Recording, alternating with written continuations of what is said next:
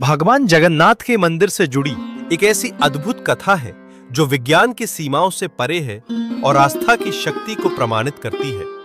इस मंदिर का ध्वज सदियों से हवा की विपरीत दिशा में लहराता है, जिसे आज तक कोई वैज्ञानिक सिद्धांत स्पष्ट नहीं कर सका। इसके पीछे एक प्राचीन पौराणिक मान्यता है जिसका संबंध स्वयं हनुमान जी से जुड़ा हुआ है।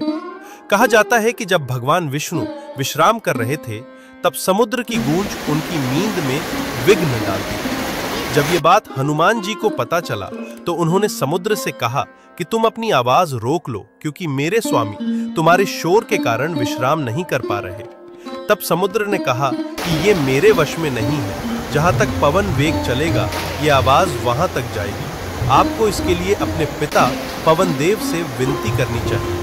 तब हनुमान जी ने अपने पिता पवन देव का आह्वान किया और उनसे कहा कि आप मंदिर की दिशा में ना बहें। पवन देव ने कहा कि यह संभव नहीं है। इसके लिए उन्होंने हनुमान जी को एक उपाय बताया। अपने पिता के बताए उपाय के अनुसार हनुमान जी ने अपनी शक्ति से खुद को 2 भागों में विभाजित किया और फिर वे वायु से भी तेज गति से मंदिर के आसपास चक्कर लगाने लगे। इससे वायु का ऐसा चक्र बना कि समुद्र की ध्वनि मंदिर के भीतर न जाकर मंदिर के आसपास ही घूमती रहती है और मंदिर में श्री जगन्नाथ जी आराम से सोते रहते हैं। इसी कारण से मंदिर का ध्वज भी हवा की विपरीत दिशा में बहता है। जगन्नाथ मंदिर हिंदू धर्म के प्रमुख आस्था केंद्रों में से एक है। पुराणों में इस स्थान को धरती का वैकुंठ बताया गया है। जगन्नाथ मंदिर भगवान विष्णु के 4 धामों में से एक है। मंदिर से जुड़े कुछ रहस्यों और हनुमान जी से जुड़ी जगन्नाथ धाम की एक रोचक कहानी के बारे में आज हम आपको बता रहा हूं। पौराणिक कथाओं के अनुसार पुरी में जब जगन्नाथ धाम बना तो इसके दर्शन के लिए न केवल मनुष्य बल्कि देवी देवता और गंधर्व भी आए। इन सबको पुरी धाम की ओर जाते देख समुद्र के मन में भी जगन्नाथ महाप्रभु के दर्शन करने की इच्छा जागी। समुद्र जब जगन्नाथ जी के दर्शन करने आया तो वहां मौजूद भक्तों को परेशानी होने लगी। धाम के आसपास समुद्र का पानी आ गया। ऐसा केवल एक दिन नहीं बल्कि बार बार होने लगा। इसके बाद भक्तों ने जगन्नाथ जी से मदद मांगी। तब भगवान जगन्नाथ जी ने बजरंगबली को कहा कि वो समुद्र को नियंत्रित करे।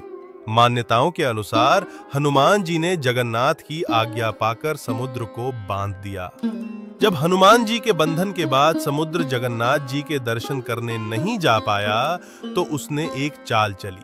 समुद्र ने हनुमान जी से कहा कि तुम प्रभु के कैसे भक्त हो, तुम्हें जगन्नाथ जी के दर्शनों की लालसा नहीं होती। बार बार समुद्र ने जब ये बात दोहरानी शुरू कर दी तो हनुमान जी के मन में प्रभु के दर्शन करने की लालसा जाग उठी। इसके बाद हनुमान जी जगन्नाथ जी के दर्शनों के लिए निकल पड़े और उनके पीछे समुद्र भी मंदिर तक जा पहुंचा। हनुमान जी ने जब बार बार मंदिर में जाना शुरू कर दिया तो समुद्र भी बार बार धाम तक पहुंचने लगा। भक्त फिर से परेशान होने लगे और उन्होंने जगन्नाथ जी से इस समस्या को सुलझाने को कहा।